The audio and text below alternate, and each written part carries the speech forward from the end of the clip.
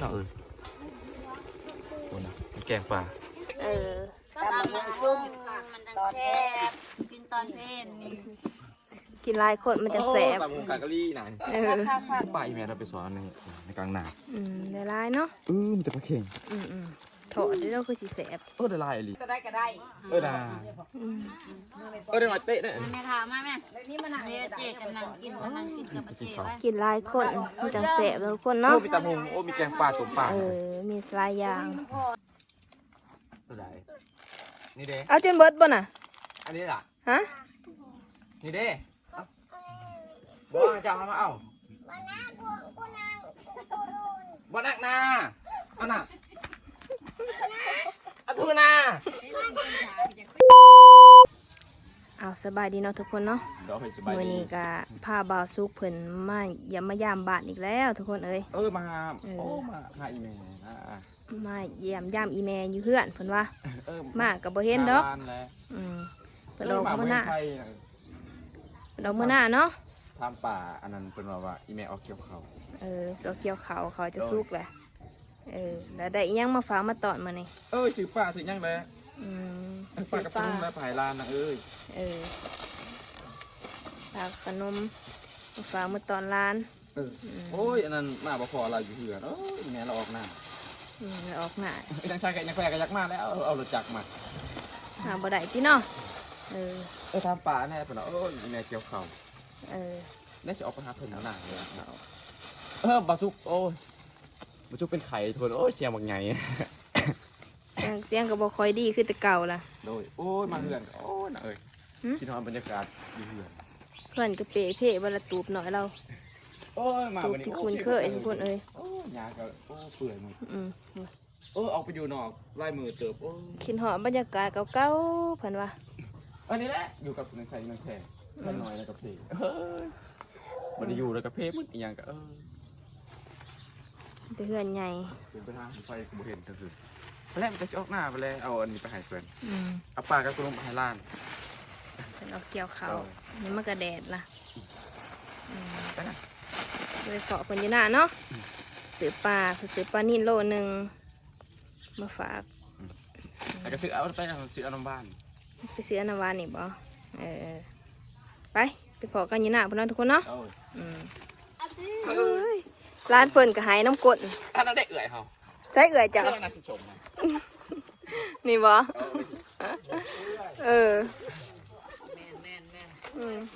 เก็บเขานะเปิดเกี่ยวเขา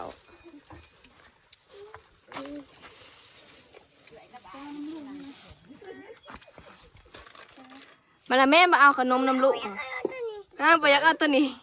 เอาตัวใด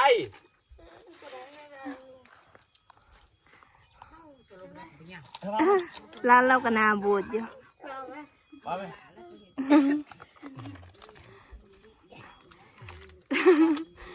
ดูไปเห็ดผักเนาะอยากกินเป๊ปซี่นี่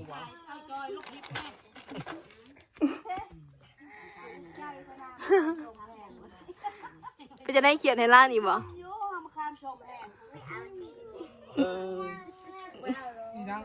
นางเอาเลยนะเนาะเตียงเจ้าคนร้ายเนาะไอ้นางที่ชมไปกินสมทางน่ะไอ้นางแหละนะเสียขาวมาเอาไว้ยางมาได้แล้วตัวใดนี่เด้เอาจนเบิดบ่น่ะอันนี้ล่ะฮะนี่เด้บอกจะมาเอาบ่นักนาอันน่ะอัทุนา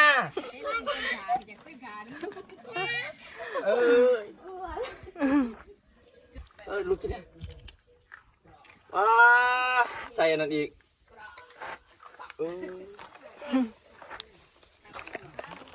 แซ่บบ่ถ่ายังหลายๆฮะยังไข่แตกนั่นนู่นทีเดียวหมุนเอาให้เข้าในหนาเนาะมาให้บ้างทำกินเป๊ปซี่คุณ พ่อบ่ละไอ้บ่โหกินลายลี ถึงเมื่อป่ะ ซื้อขนมใหม่ มักซิมเนี่ยแสบอยู่บ่แสบเนาะ เพิ่นบ่ละไอ้เพิ่นกระจอกเอ้าขอบใจเด้อไว้ ขอบใจเป็นอยู่บ่ขอบใจเด้อว่าเบิ้งโหกินแสบบลีเว้ย โอ้ยเสียบลีคุณเบา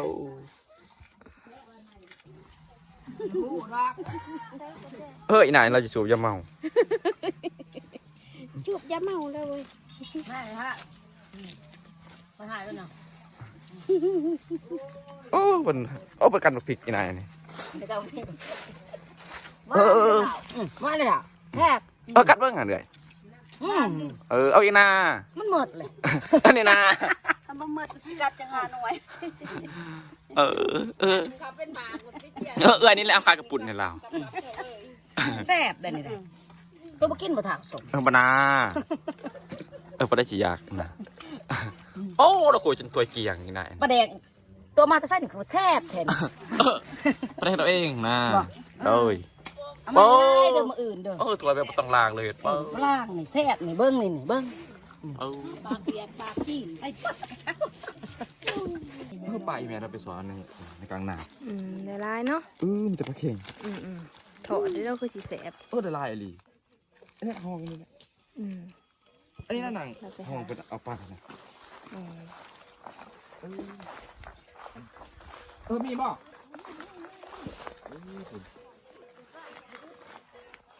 ปลาล่าเลยนะ ใช้ห้องนี่ฮะ นี่ได้หมดเอา ห้องนี่ก็มีป่าเนาะอันนี้ เอ้ยมาลีอันนี้นะอุดมสมบูรณ์บุกปัญหานำบกไล่เลยป่านี่แม่เราไปสอนเขาดีลายดีนี่แม่นาเหรอบางงัว เขาเกี่ยวสิแล้วแล้วเนาะ สิแล้วเอ้ยดอกกันนะ ดอกอีหยังล่ะ ผักอันนั้น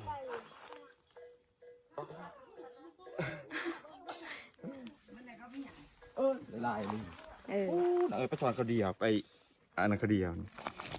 มีแต่ปลาเข่ง เสียงแปลกๆนะจ๊ะเนาะเดี๋ยวนี้เนาะ ไข่นะ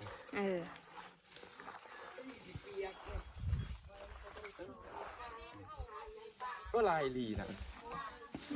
เขาพูดนะเขาสุกอยู่แม่บ่ค่อยเห็นทุกคนเลยเบิ่งเขานี่มีตัวใหญ่ๆใหญ่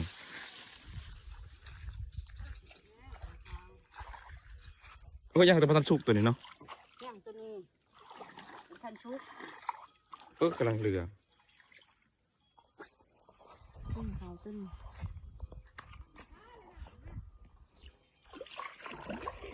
ตัวนี้กำลังอะไรตัวนี้เกี่ยวน้ำล่างแล้วตัวนี้หัวบักใหญ่คนเลยอันนี้เป็นเส้นทางไป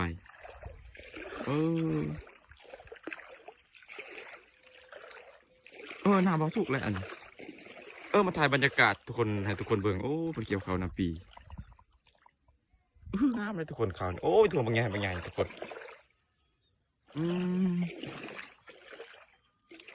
เขาไก่กู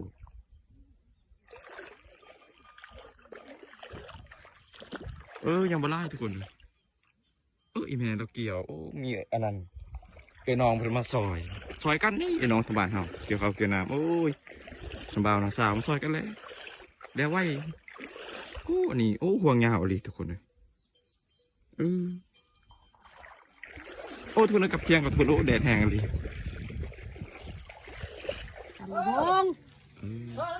ตำมุงซุ่มกันตำหูกันไฟมืดแล้วคุณนะบางคนเอาไป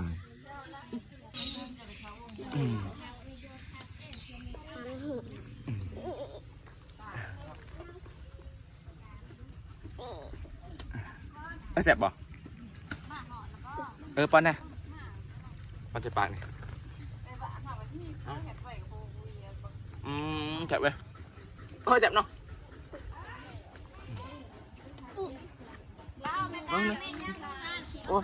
โอ้ยเป็นยำหมกหมู เลี้ยงแท้วันเช้าโป๊คือไปแล้วแล้วเรามึงเช้ามึง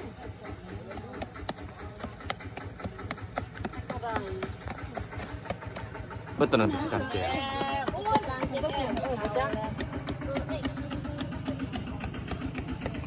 เขาเป็นอย่างนั้นอย่างนี้ อย่านอนขับอย่าเมาอยู่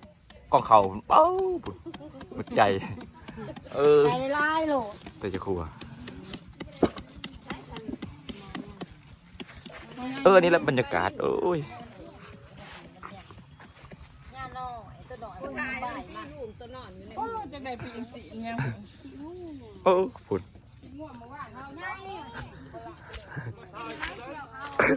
เป็นไงฝุ่นนอนตากินเขานอนตากินเขาเฮ็ดยังมึงเสาร์นี่ เกี่ยวเขาเอ็ดนะ แกเข้ารวมมานอนบุตรนอนบุตร ผัดใหม่เด่นในอีลาดมันดอกขั้น16ดอกขั้น17ใช่ยัง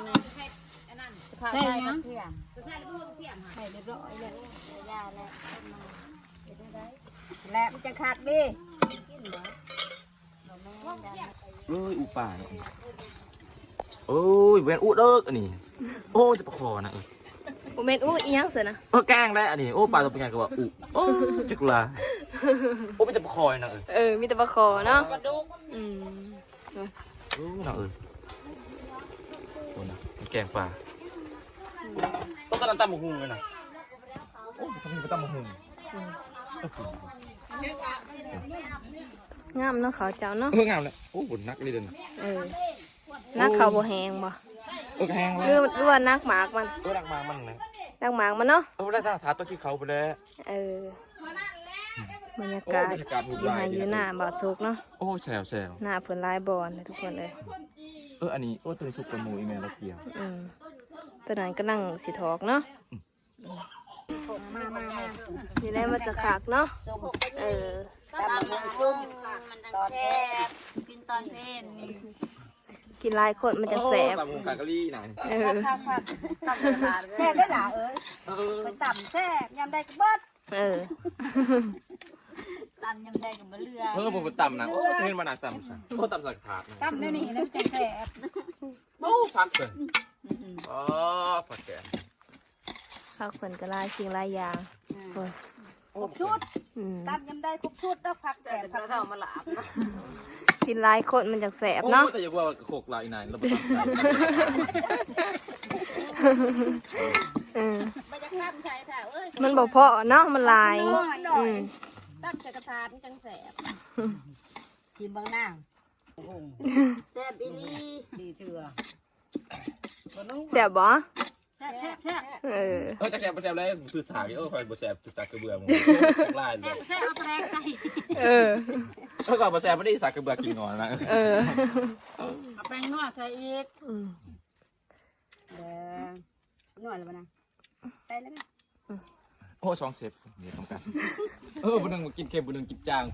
ตื่มกันนะสิบ่มาเพลงตามหมดเป็นหัวบ่แต่จะกูลาอย่างนี้ลากูป้าเด็กเยอะนี่เยอะไปนี่เยอะไปฆ่าเท่านั้นอยู่ในผมนี่นั่งเด้ออยู่ทางตัวนี้ตรงป้าตัวนี้ป้าต้องซื้อมาได้ไหนปนีไม่เอาจะแต่หัวมันบ่ใส่ถุงจะหนาหัวป้าต้มใส่ตั้งหัวมาใจยันหัวป้าต้มใส่ตั้งหัวแต่ว่าป้าก็บอกพาเลยหัวมันหนักมันถึงนะ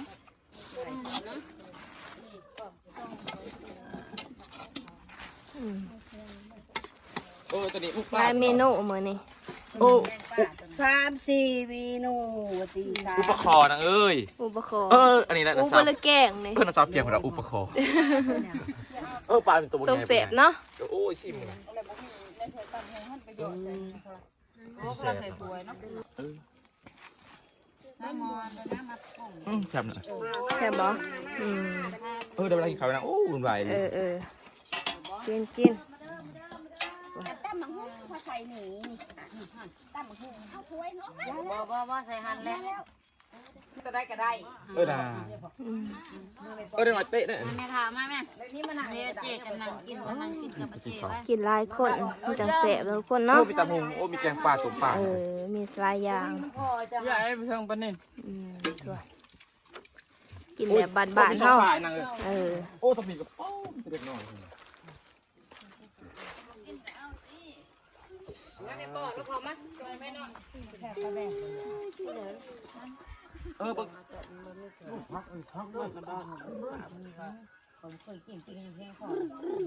ชิม อ้าววันนี้ก็สิขอตัวกี่เขาวก่อนเนาะ กินแล้วโอ้อย่ามาทัน อย่าประทันเพิ่น มึงเอื่อยน้ำบูแฮนตัวใหญ่ส่วนตัวใหญ่นะกินข้าวได้บ้าง อ้าว ปูนเจ็บขาวกูปะ กินได้ไหม